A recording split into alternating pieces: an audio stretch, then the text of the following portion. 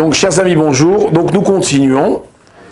Et donc, on avait, rappelez-vous, ramené le premier verset, le Tseoulmad, où là-bas, on avait raconté que notre père Yaakov était descendu chez Lavan et il avait été exploité, etc. Vous vous rappelez ce qu'on a raconté hier? Maintenant, il y a un point qu'on a rapidement rapporté, mais on ne l'a pas développé, et je voulais le répéter, où Chazal, ils nous disent « Maaseh avot siman labanim ». Les actes de nos pères sont des signes pour les enfants. Qu'est-ce que ça signifie? Que ce que nos pères vont vivre, alors nous aussi plus tard on va vivre. Yaakov, d'accord, tous les événements que Yaakov va vivre, les Bnei Israël plus tard vont vivre. Alors qu'est-ce qu'on avait dit? On avait dit que Yaakov, lui, il était descendu, entre guillemets, en petit nombre chez Lavan, à savoir comment il était, tout seul. Et bien, les Bnei Israël, quand ils vont descendre en Égypte, ils vont être en petit nombre. Combien? 70. C'est pas beaucoup 70. Par rapport à que lorsque Yaakov lui va sortir de chez Lavan, combien ils vont être? 70. Et quand ils vont sortir d'Égypte, combien ils vont être? 600 000. Que les hommes. Ça veut dire avec les femmes et les enfants, Entre 20 et 70 ans. ça veut, entre 20 et 60 ans. Donc ça devait être des millions de personnes qui sont sorties d'Égypte. On va voir que Yaakov va rentrer pauvre chez Lavan et il va sortir avec une grande richesse. De la même façon, eux, ils vont être esclaves, mais ils vont sortir avec une très grande richesse. On va voir que Pharaon va vouloir s'en prendre aux enfants, que Lavan va vouloir s'en prendre aux enfants. Pharaon aussi, il a voulu s'en prendre aux enfants.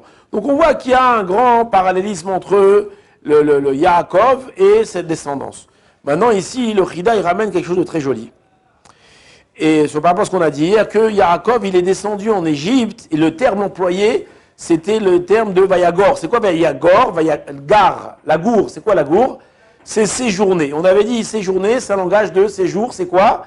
C'est pour une courte durée, en mode touriste. Et la question qu'on a posée, et le Chida il pose la question, il dit pourquoi est-ce que Yaakov, lui, il est descendu en Égypte en mode touriste, juste pour séjourner? Il sait très bien qu'il doit maintenant payer ce que Hachem a promis à Abraham, que sa descendance serait esclave sur une terre étrangère pendant 400 ans. Donc Yaakov, quand il descend en Égypte, il sait qu'il descend pour 400 ans. Alors pourquoi là-bas il y a marqué, pourquoi le verset il nous dit qu'il est descendu simplement pour séjourner comme touriste? Il aurait dû dire, il est venu pour s'installer, écoute Pharaon, on vient parce que voilà, on doit rester chez toi 400 ans, donc on commence. Il faut bien commencer un jour. Non, il y a marqué séjourner. Alors le Chida, il emploie exactement pour répondre la même chose qu'on a dit précédemment, c'est que quoi? Maaseh avot siman labanim. Si Yaakov était descendu avec un tempérament, avec une volonté de vouloir séjourner longtemps en Égypte, alors jamais les Bnei Israël auraient eu la force de sortir d'Égypte. Parce que cette volonté, elle aurait été ancrée en eux.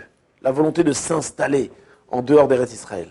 Mais du fait que lui, Yaakov, est arrivé en Égypte avec un tempérament de ne pas vouloir rester sur un pied, il veut repartir tout de suite, alors cette chose-là, elle est restée chez eux, et c'est pour ça que facilement après, ils ont réussi à, quand je dis c'est facilement, c'est pas facilement tellement, mais ils ont quand même réussi à sortir d'Égypte.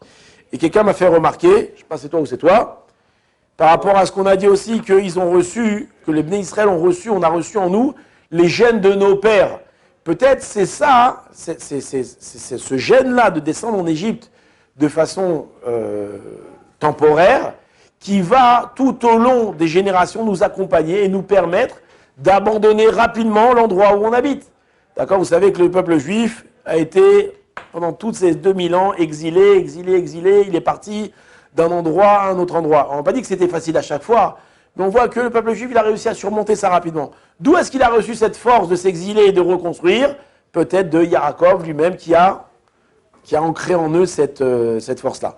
Maintenant, on voit que, ici, il y a deux histoires très jolies qui sont rapportées. Une, elle est mignonne, et la deuxième, elle est forte.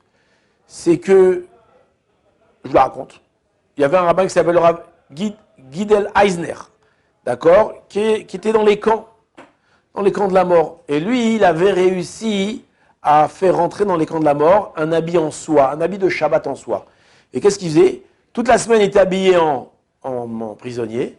Et quand arrivait le Shabbat, qu'est-ce qu'il faisait? il mettait son habit en soie et dessus, il mettait son habit de prisonnier. Et les autres le voyaient, ils savaient qu'il y avait ça. Pourquoi? Afin de leur signifier, afin de leur rappeler qu'il y avait une notion, il y avait une dimension qui s'appelait Shabbat. Pour pas que les gens oublient ça. Et donc, ça veut dire que même si on soumet, il y a malgré tout, il y a le Shabbat. Maintenant, juste je rajoute à cette histoire-là, quelque chose qu'on a lié avec la paracha la semaine dernière, on avait posé la question, rappelez-vous, que lorsque Moshe Rabbeinu il est descendu après le veau d'or du mont Sinaï, et avant d'ordonner la construction du Mishkan, il va leur donner le Shabbat, il va ordonner le Shabbat. Vous vous rappelez ou pas? Et on avait posé la question, on avait dit, mais le Shabbat, c'est une notion qu'on connaît déjà. Qu'est-ce qu'on a besoin de nous répéter encore une fois le Shabbat? Alors là-bas, hein, et c'est ce qu'il a voulu peut-être signifier aussi le Rav, il dit le Shabbat, alors plusieurs explications, mais une des explications, c'est qu'il a voulu leur dire, c'est vrai qu'on a fauté, c'est vrai, tout ce que vous voulez, on a fait des bêtises, mais sachez que dans la vie, il y a ce qu'on appelle le Shabbat. C'est quoi le Shabbat? C'est que après tous les efforts de la semaine, vient le Shabbat et on remet tout à zéro. Et c'est ça qu'il a voulu leur dire. C'est vrai qu'on a fauté, c'est vrai qu'on a été en galère, c'est vrai qu'on est... Et peut-être c'est ce qu'il a voulu leur dire aussi le Rav dans les camps. C'est vrai qu'on est dans les camps et qu'on souffre et qu'on se fait brûler, on se fait tuer. Mais sachez qu'il y a le Shabbat. C'est quoi? Qu'arrivera un moment comme ce moment de la semaine où on régénère toute la création est régénérée. Et bien arrivera un moment où on recommencera, où tout on régénérera. Et bien c'était une prophétie. Enfin plus une prophétie, c'était une réalité. Baruch Hashem, les Juifs sont sortis des camps de concentration et on est rentré, on est devenu en Eretz Israël, et on a construit tout ce qu'on a construit, etc. Donc c'est la notion de Shabbat. Et un juif, il ne doit jamais oublier toutes ces dimensions-là. Il ne doit jamais oublier que les fautes, les malheurs, les épreuves, tout ça, à la fin, ça passe et on régénère. Et cette force-là, peut-être qu'on l'a reçue de ces gens-là qui ont passé des moments très difficiles.